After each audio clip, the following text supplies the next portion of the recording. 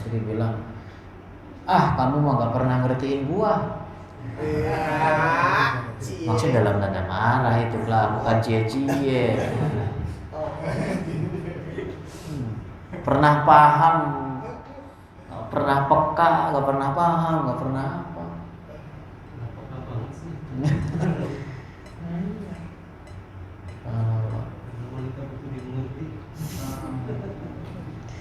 Ya itu. Karena sebab itu, subhanallah. Terus, karena seorang suami adalah orang yang paling memiliki hak agung atas seorang istrinya, hingga ada seorang perempuan dari kalangan sahabat Rasulullah hanya karena mengetahui hak seorang suami maka ia menolak menikah karena khawatir tidak bisa menjalankan apa yang menjadi hak suami nanti. Kira-kira ada di sini yang begini? Nggak ada.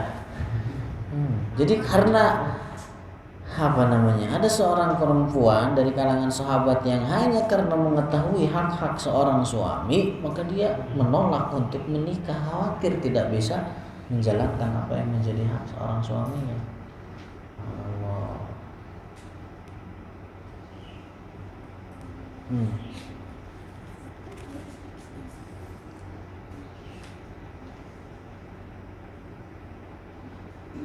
Terus, seorang suami bila telah sungguh-sungguh memperlakukan istrinya dengan adil, lalu pihak istri juga seorang yang benar-benar taat kepada suaminya, tidak mengurangi apa yang menjadi hak suaminya, maka kelak dia di hari kiamat suami istri itu tidak akan lari satu dari lainnya. Tidak hanya suami dan istri sebenarnya, anak dan orang tua. Dalam Al-Quran kan dijelaskan yauma yafirrul mar'u min akhihi wa ummihi wa abihi wa sahibatihi wa bani. Jadi kenapa antara suami dan istri di hari kiamat lari antara satu dengan yang lainnya? Khawatir ditagih karena tidak menunaikan hak ketika di dunia. Begitu juga kenapa anak lari dari ayahnya atau dari orang tuanya atau orang tua lari dari anaknya. Kenapa? Karena khawatir ditagih tentang hak yang tidak tertunaikan ketika semasa di dunia. Dan hak yang paling besar seorang anak atas orang tuanya adalah memberikan pendidikan ilmu agama yang layak. Itu yang paling benar. Itu yang paling didahulukan, memberikan pengajaran kepada anak tentang akidah yang benar. Orang kalau sekedar memberikan perhatian, orang sebagian orang tua di sana sekarang yang memperhatikan anak hanya urusan pakaian, makanan, tempat tinggal. Itu bedanya apa dengan miara kambing atau sapi? Kira-kira miara sapi dikasih makan apa enggak? Kasih tempat tinggal apa kagak? Kasih pakaian apa enggak? Ya itu yang bedain. Gak dikasih pakaian doang kalau miara sapi. Nah, itu artinya hak terbesar seorang anak dari orang tuanya adalah mengajarkan kepada anak tersebut tentang akidah yang benar, itu terutama. Ya kalau nggak mampu dipadukan mereka yang tepat untuk bisa mengajarkan akan hal ini. Begitu juga suami istri, ya, kalau ada hak yang tidak diberikan, ya kelak di hari akhirat kabur antara satu sama lainnya. Karena khawatir dituntut tidak menunaikan apa yang menjadi hak masing-masing keduanya ketika di dunia. Terus, tidak akan saling menuntut. Namun apabila di dunia ini salah satu dari suami istri memiliki adanya hak satu atas lainnya yang tidak tertunaikan, maka di akhirat nanti keduanya akan saling berpaling, saling bermusuhan, lari karena setiap dari keduanya akan menuntut apa yang menjadi haknya masing-masing. Terus. Ketika seorang istri berbuat baik kepada suaminya, meskipun suaminya berbuat buruk kepadanya, atau sebaliknya, seorang suami berbuat baik kepada istrinya, tetapi istrinya berbuat buruk kepadanya, dan ia bersabar atasnya, maka orang yang berbuat baik dari keduanya dan bersabar akan mendapatkan pahala besar, karena demikian itu upaya untuk menundukkan hawa nafsu. Dan seorang yang sampai pada tingkatan ini, maka ia memiliki derajat yang tinggi menurut Allah. Namun ketika seorang suami berbuat buruk kepada istrinya, seperti memukulnya tanpa hak, maka suami demikian itu berhak mendapatkan balasan buruk di akhirat. Ketika suami tidak mau memberikan nafkah kepada istrinya, maka ia berhak mendapatkan balasan sisaan di akhirat.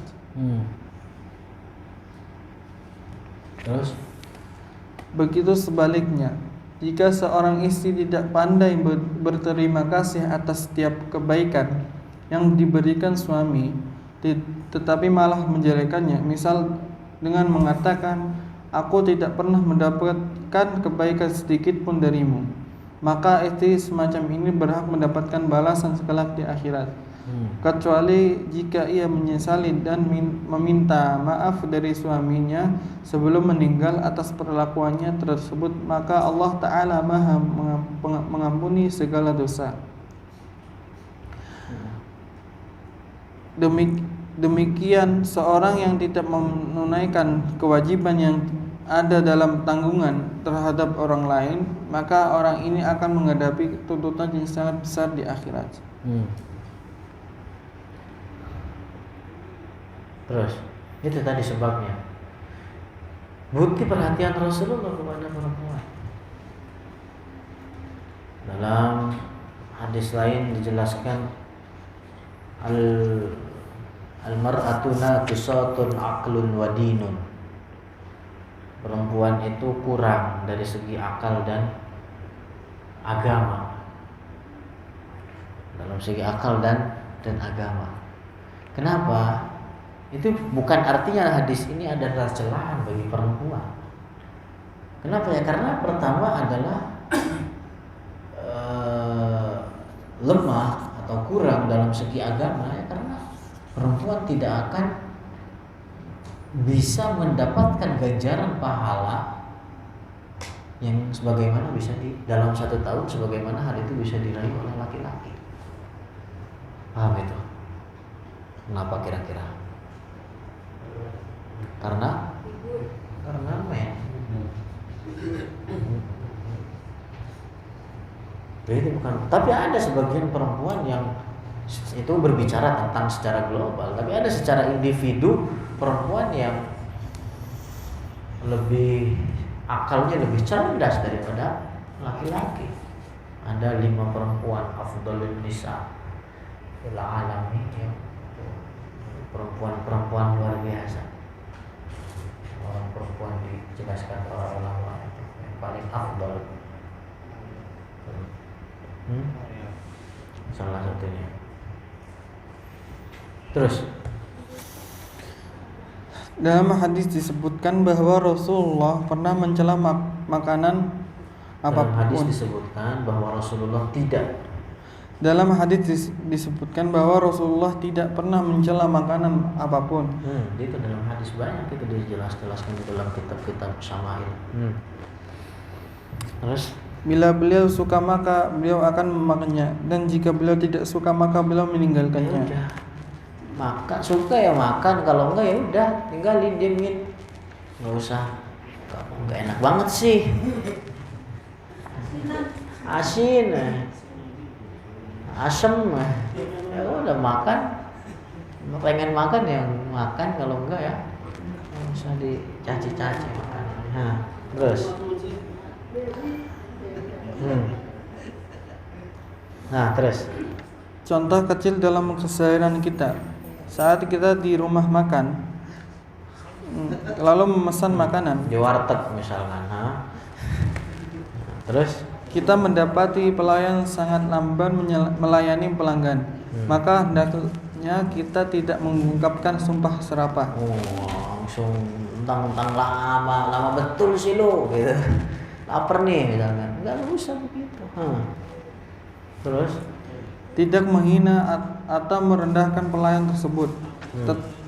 Tetapi lebih indahnya adalah kita berkata dengan lembut. Maaf, saya tidak ingin membuatmu kecewa. Bisakah lebih cepat lagi dalam menyiapkan makanannya? Kan demen kalau digituin pelayannya ya. Terus Maka pelayan itu pun tanpa merasa tersinggung akan dengan cepat melayani kita, dan ia merasa dihormati. Daripada orang mencaci-caci, marah-marahin, balikin marah antara pelayannya. Tapi kalau dibilang begini dia merasa dihormati dan gercep juga untuk kita. Terus 3. Mencintai saudara sesama muslim seperti mencintai diri sendiri. Jadi itu mana saling mencintai karena Allah. Bilang misalkan, Mami, aku mencintaimu karena Allah. Ada yang begitu, Bu? Hah? Artinya apa? Kita menginginkan kebaikan atas dirimu sebagaimana kita mengharapkan kebaikan tersebut juga atas diri kita. Itu maksud saling mencintai karena Allah. Terus Rasulullah bersabda, "La yu'minu ahadukum hatta yuhibba li akhihi ma yuhibbu li nafsi." Rahul Bukhari. Tidak sempurna iman seorang dari kalian hingga dia mencintai saudaranya seperti ia mencintai sendiri. Hadis riwayat Bukhari. Mencintai saudaranya seperti ia mencintai dirinya sendiri. Terus di zaman kita sekarang mungkin hanya 1-2 orang saja dari jutaan orang yang sungguh-sungguh mengamalkan hadis ini. Ya Allah, semoga Allah jadikan kita orang yang sangat mencintai karena Allah. Ada satu buah hadis menceritakan begini. Ada suatu ketika seorang pemuda laki-laki pergi dari daerahnya menuju tempat lain, menuju daerah lain. Kemudian di tengah perjalanan Allah mengutus seorang malaikat dalam bentuk manusia, mengutus seorang malaikat dalam bentuk manusia mendatangi pemuda tersebut. Ditanya pemuda tersebut, hendak kemana kamu pergi? Hendak kemana kamu pergi? Dijawab oleh pemuda tersebut, saya hendak pergi ke daerah sebelah. Ada tujuan apa? Saya pengen menemui saudara saya. Artinya saudara se-Islam. Saya pengen mengunjungi saudara saya. Ditanya lagi, kenapa kamu mengunjungi dia? Adakah tanggungan pada dia dan kamu hendak menagihnya? Dijawab oleh pemuda tersebut, tidak. Dia tidak memiliki tanggungan apapun. Saya hanya mengunjungi dia hanya karena saya mencintai orang tersebut karena Allah. Kemudian malaikat tersebut mengatakan, ketahuilah saya malaikat yang diutus Allah untuk menyampaikan kepada Anda bahwa Allah mencintai dirimu sebagaimana kamu mencintai saudaramu karena Allah. Masih ada itu kira-kira di zaman sekarang yang seperti itu? Saya yakin masih ada. Tapi di manakah itu? Siapakah dia? Tadabburi masing-masing, renungkan masing-masing. Subhanallah.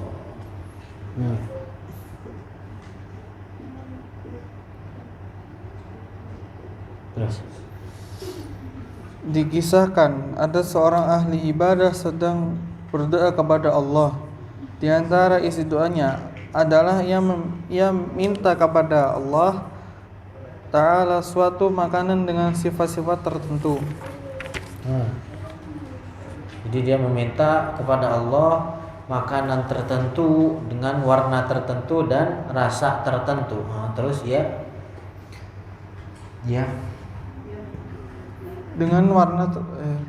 Ia menyebutkan detail gambaran makanan yang ia mohonkan. Ia mohonkan tersebut, lalu orang ahli ibadah ini tertidur. Dan saat itu di dekatnya ada seorang saudagar yang mendengar doanya. Ia berkata dalam hatinya, orang ini berdoa kepada Allah Ta'ala agar aku menyiapkan makanan yang ia inginkan. Paham itu kira-kira. Jadi ada orang ahli ibadah berdoa meminta makanan tertentu, warna tertentu, rasa tertentu. Kemudian di sampingnya ada orang kaya begitu. Orang kaya tersebut berpikiran, wah ini orang berdoa meminta kepada Allah biar saya yang nyiapin begitu kan. Terus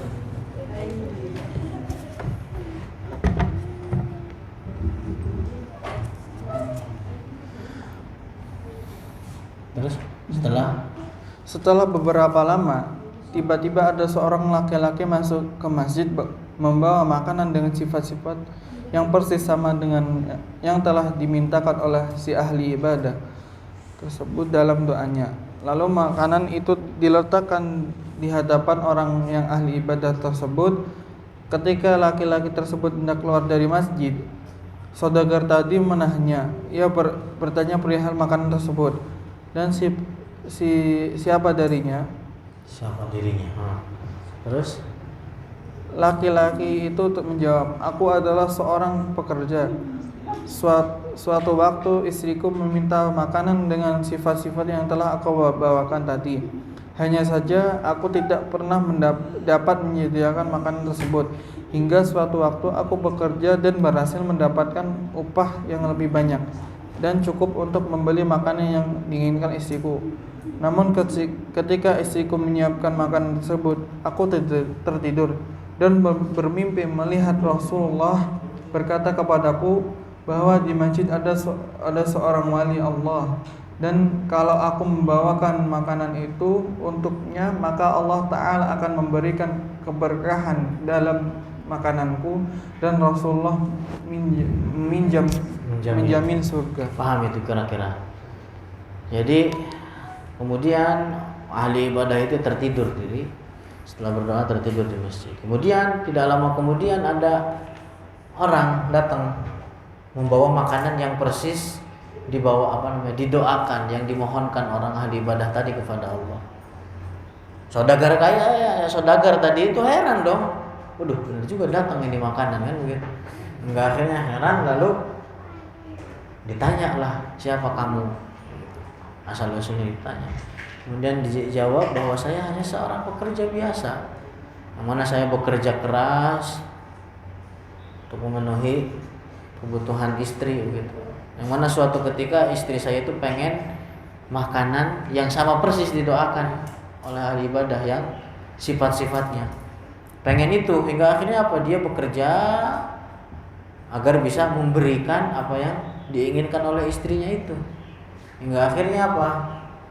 Ketika dia bekerja kemudian berhasil mendapatkan apa yang diinginkan oleh istrinya, tertidur bermimpi di dalam tidurnya bahwa Rasulullah mendatangi dia mengatakan bahwa di masjid ada seorang wali yang meminta makanan yang persis diinginkan oleh istrinya. Berikan sama dia, maka insyaallah Rasul yang akan menjamin keberkahan dan dijamin masuk surga juga orang tersebut. Bangun, datanglah akhirnya nganterin makanan tersebut kepada orang ahli ibadah itu. Terus maka setelah aku terbangun dari tidurku, aku bergegas membawa makanan tersebut kepada ahli ibadah. Kemudian saudagar tersebut berkata, aku berikan bagimu 10 kali lipat dari seharga makanan itu, dan engkau berikan jaminan yang telah dikatakan Rasulullah itu kepadaku. Saudagar tadi pengen beli makanan yang itu 10 kali lipat, dengan harapan apa? Dengan balasan jaminan yang didapat Rasulullah, yang diberikan oleh Rasulullah dalam mimpinya kepada laki-laki tersebut itu menjadi milik dia. Dijawabnya enggak mau. Laki-laki tersebut menjawab, "Tidak." Saudagar berkata, "Aku akan ganti dengan 20 kali lipatnya." Laki-laki itu menjawab, "Tidak." Saudagar berkata, "Bagaimana kalau 40 kali lipatnya?" Laki-laki menjawab, "Tidak, meskipun engkau gantikan dengan dunia dan seluruh isinya, aku tidak akan memberikan kepadamu apa yang telah Rasulullah berikan kepadaku." Terus jaminan surga tadi. Sungguh betapa indahnya jika seorang muslim mencintai sesama muslim lainnya sebagaimana ia mencintai dirinya sendiri, dan membenci atau menyingkirkan dari saudaranya tersebut segala sesuatu yang ia tidak senang jika hal tersebut menimpa dirinya sendiri.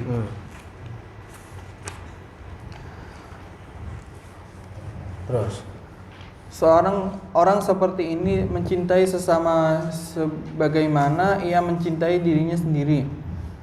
Ia tidak menyebut nama saudaranya itu kecuali dengan sebutan yang baik.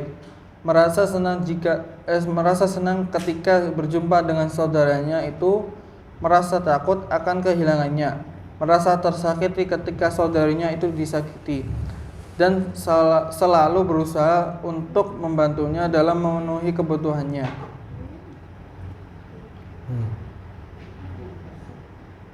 Bagaimana dengan kita? Apakah kita telah memperlakukan sesama saudara kita dengan baik? Apakah kita telah mencintai saudara kita sesama muslim sebagaimana kita mencintai diri kita sendiri? Sungguh tidak layak bagi kita saat bergaul dengan sesama muslim lalu timbul dalam diri kita prasangka terhadap mereka bahwa mereka seolah ingin membahayakan diri kita. Seperti keadaan seorang pedagang yang menumbuhkan prasangka kepada pembeli bahwa dirinya tidak mengambil banyak untung, padahal dirinya sudah mengambil untung yang sangat banyak. Ini merupakan sifat yang buruk. Ini modalnya aja nggak ada, Bu, Pak, gitu ya. Belinya aja segini, modal atau untung mas. Masya Allah. Gitu. Terus B. Menebar salam. Dalam Al-Quran Allah Ta'ala berfirman, Wa idha huyyitum bitahiyyati fahayyu bi ahsana minha aw rudduha innallaha kana ala kulli syai'in hasib.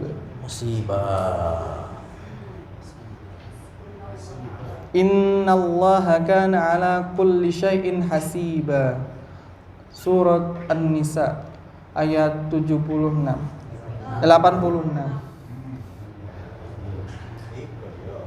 Dan apabila kamu dihormati dengan salam, maka balaslah penghormatan itu dengan yang lebih baik, atau balaslah penghormatan salam itu dengan yang sepadan.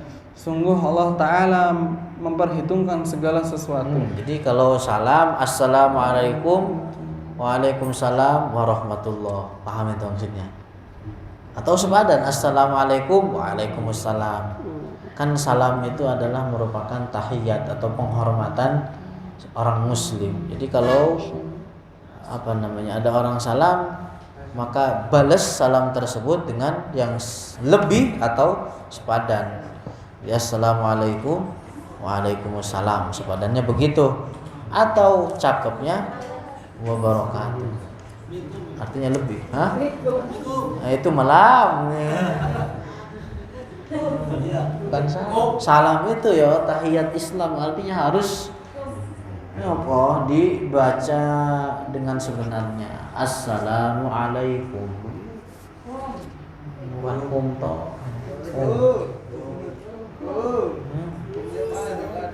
kita kan tujuannya apa ya? Tadi menghormati, menebar salam. Nanti ada hadis-hadis yang menunjukkan akan keutamaan itu. Terus dalam sebuah hadis Rasulullah bersabda, da'watul mar'il muslimi li akhihi dhahril ghaibi mustajabatun inda ra'sihi malakun muwakkalun kullu ma da'a li akhihi khairin qala al malak li akhihi bi khairin qala al malakul muwakkalu bihi amina walaka bimithli. Doa seorang muslim untuk saudaranya sesama muslim di belakangnya artinya ngedoain saya nih, nanti ketika udah pulang doain saya khotibul ummah, bukan berkahi gitu. Itu maksudnya mendoakan di belakangnya, mendoakan kebaikan di belakangnya. Ini yang dimaksud bizakhril ghair. Jadi setiap udah sholat, setiap bangun tengah malam gitu doain saudaranya. Terus apa yang akan terjadi ketika begitu? Terus tanpa diketahui olehnya adalah doa mustajabah. Adalah doa mustajabah. Di atas kepalanya atau orang yang berdoa. Di atas kepalanya orang yang berdoa. Di atas kepalanya orang yang berdoa ada malaikat yang telah diutus, sehingga setiap kali ia mendoakan kebaikan untuk saudaranya itu, maka malaikat yang diutus tersebut berkata, amin, dan kamu juga akan mendapatkan seperti itu. Kalau kita ngedoain, makanya jangan bosen, jangan pelit-pelit ngedoain sesama saudaranya semuslim. Udah sholat didoain, Allah panjangkan umur Ustaz Khotib, diberikan kesehatan begitu, berkahan gitu, rezeki yang lancar. Itu yang ngedoain saudara saya semuslim, tapi dia didoain sama malaikat loh, begitu. Paham itu maksudnya? Didoain sama malaikat, kamu juga mendapati apa yang kamu doakan sebagai terhadap seorang muslim tadi, saudara kamu itu. Nah, saya didoain sama orang, nah dia yang didoain ya, maksudnya apa? Jangan pelit-pelit. Gitu. Allahu a'lam.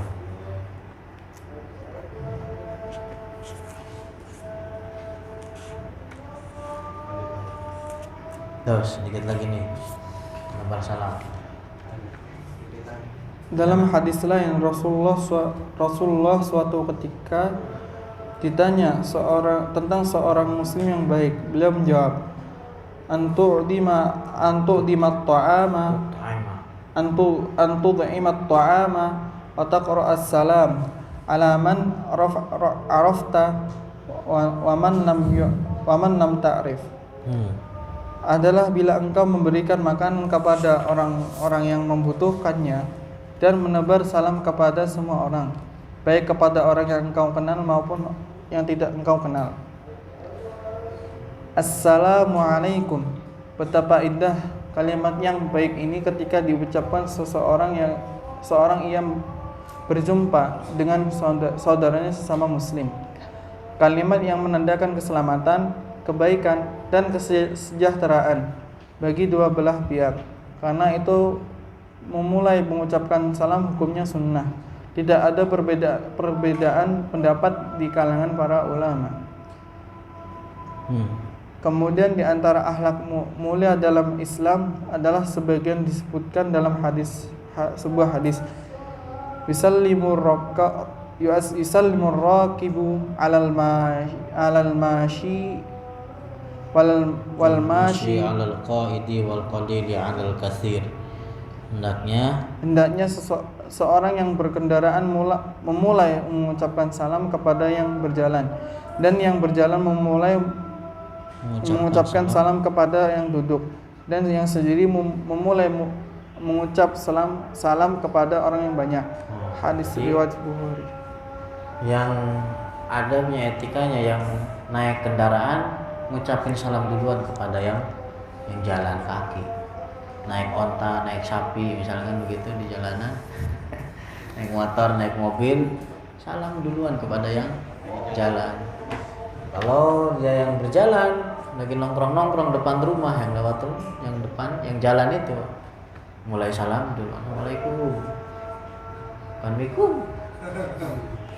Sama yang sedikit kepada orang yang banyak. Kan orang masuk banyak lagi kumpul begini, itu yang sedikit itu yang mulai salah. Ada yang banyak. Lanjut, ini udah asar. Hah? Katanya sampai jam 10. Pas. Oh, ya. Wallahu a'lamu bishawab. Alhamdulillah, wassallallahu wasallam ala rasulillah.